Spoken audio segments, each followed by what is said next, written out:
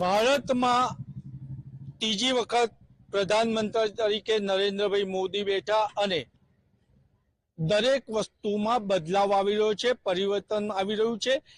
ત્યારે કાયદા 164 વર્ષ જૂના કાયદામાં પણ પરિવર્તન આવ્યું છે અને 1 જુલાઈ 2024ના રોજ રાતના 12 કલાકે નવા 3 કાયદાનો અમલ થઈ ગયો। વડોદરા કાઉન્સિલના સભ્યો પણ છે અને જે નવા કાયદા આયા ભારતીય ન્યાય સંહિતા, ભારતીય નાગરિક સુરક્ષા સંહિતા અને ભારતીય સાક્ષ્ય અધિનિયમ માં શું બદલાવ છે અને એમાં શું તકલીફ પડી રહી છે એના મંતવ્ય લેવા પહોંચ્યા છે। આપણે પ્રથમ ક્રિમિનલ બાર કાઉન્સિલના પ્રમુખ છે, એમને પૂછીશું શું કહો છો?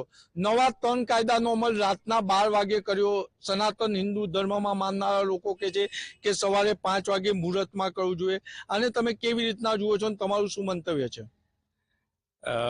કેન્દ્ર સરકાર દ્વારા 2023માં જે એમેન્ડમેન્ટ થયા એમાં 3 કાયદા, આ કાયદા બ્રિટિશ વખતના હતા, 1800 વખતના કાયદા હતા, જેમાં Indian penal code, evidence act તથા CRPC હતી।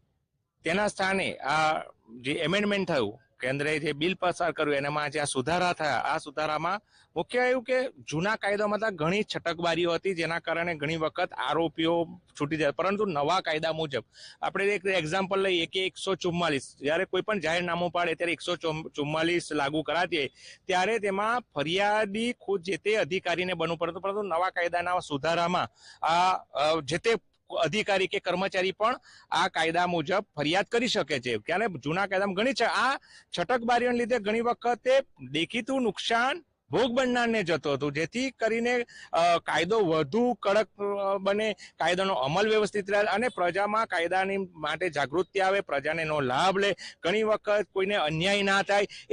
એના કારણે જે એમેન્ડમેન્ટ આવ્યા એનાથી સીધો લાભ પ્રજાને થશે। આપણે અન્ય વકીલને પણ પૂછીશું શું કહો છો? નવા કાયદો આવી ગયો, અમલ થઈ ગયો, રાતના કર્યો, સનાતન ધર્મવાળા કહે છે સવારે મુહૂર્તમાં કરવું હતું, એ વિષયમાં આપણે નથી પડતા, પરંતુ હાલ જે ન્યાય માટે નાગરિકો આવી રહ્યા છે, નવા કાયદાથી એમને તકલીફ પડી રહી છે, કારણ કે કેટલાક વકીલોનો અભ્યાસ નથી તેવું પણ જાણવા મળી રહ્યું છે।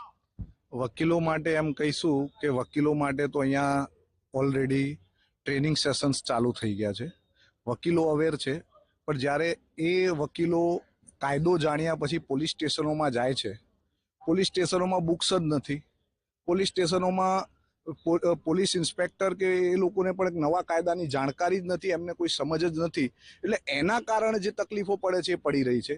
રહી વાત બીજી કાયદાના બદલવાની વાત, તો આ ફક્ત નવા કપડાં પહેરાવ્યા છે એ જ ઢાંચું છે। ખાલી કલમોના નંબર 302 હતો 104 થઈ ગયો, એ રીતે કલમોના નંબરો બદલ્યા છે, બાકી ઢાંચામાં કોઈ ફેરફાર કર્યા નથી। નવા કાયદા આવી ગયા, રાતના 12 વાગે અમલ થયા, એને તમે કેવી રીતના જુઓ છો અને નવા કાયદાનો અભ્યાસ કરીને નાગરિકોને ન્યાય આપવામાં શું તકલીફ પડી રહી છે?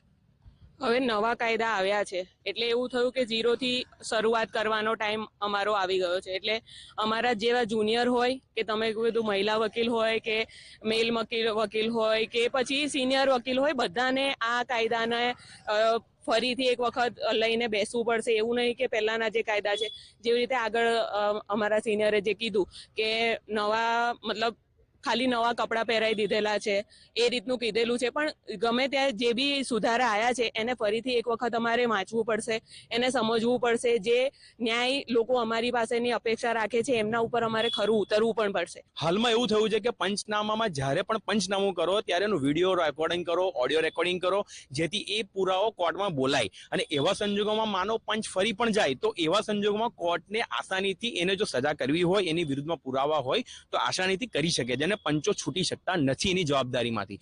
બીજી એક તમને રીઝન કહું, જે IPC નો કાયદો રિપ્લેસ થયો, માનવ શરીર સંબંધિત જે ગુનાઓ હતા, જેને અગાઉના જે બ્રિટિશ કાળથી ચાલતો આવ્યો કાયદો છે, 150 વર્ષ ઉપરાંતનો કાયદો, એ પાછળ એને પ્રાધાન્ય આપવામાં આવેલું, રાજદ્રોહ, દેશદ્રોહ એ બધું આગળ આપવામાં આવેલું। હવે હાલમાં એવું છે કે જે આગળ જે પ્રાથમિકતા આપી છે એ નાગરિકોને પ્રાથમિકતા આપેલી છે, અને જે રાજદ્રોહ, દેશદ્રોહ અને સરકાર વિરુદ્ધના કાયદામાં જે પણ એની ડેફિનેશન આપવામાં આવેલી છે પાછળ આપેલી છે। દેટ મીન્સ કે નાગરિકને પ્રભુત્વ હાલના કાયદામાં આપવામાં આવેલું છે। વાત રહે શીખવાની, તો કોઈ પણ નવી વસ્તુ આવશે તો એને શીખવા માટે ટાઈમ લાગશે, એ ચોક્કસ છે. એ પછી પોલીસ ડિપાર્ટમેન્ટ હોય, જ્યુડિશિયલ ડિપાર્ટમેન્ટ કે વકીલ ડિપાર્ટમેન્ટ હોય, એટલે 6 મહિના 12 મહિના જવા દો. મારું કેવું એવું છે, ઓટોમેટિક આમાં સુધારા પણ આવશે. કોઈ એવો કાયદો નથી કે જેમ અમેન્ડમેન્ટ ના આવ્યું હોય. જેમ જેમ તકલીફો પડશે, નામદાર ગુજરાત હાઈકોર્ટ, નામદાર સુપ્રીમ કોર્ટ, એમાં જે જજમેન્ટ આપવાના છે એના આધારે પણ પાર્લામેન્ટરી બોર્ડમાં આ વસ્તુ સુધારા વધારા પણ થશે એવી આશા છે. જેવી જરૂરિયાત હશે સમાજમાં અને જેવા ક્રાઇમ થશે એ પ્રમાણે આપણે પણ અપડેટેડ રહેવું પડશે ને એ પ્રમાણે કાયદા પણ લાવવા પડશે. ને અત્યારની સરકાર એ વસ્તુને વધારે પ્રાધાન્ય આપે છે અને એ ધ્યાન રાખીને જ કાયદાનું અમેન્ડમેન્ટ કરવામાં આવ્યું છે. કારણ કે પહેલા જેવા ગુના બનતા હતા અને એમાં છટકબારીઓ જે હતી એમાં શું છે, એના લીધે સમાજમાં એવા માણસો, એવા ક્રિમિનલો ઊભા થતા હતા. એટલે એ ક્રાઇમ ના વધે ને એક સોસાયટીમાં લો એન્ડ ઓર્ડર મેન્ટેન થાય. એટલે કાયદો અમેન્ડ થવો જરૂરી છે, કાયદો નવો આવવો જરૂરી છે, જેથી કે સમાજમાં લો એન્ડ ઓર્ડર મેન્ટેન થાય.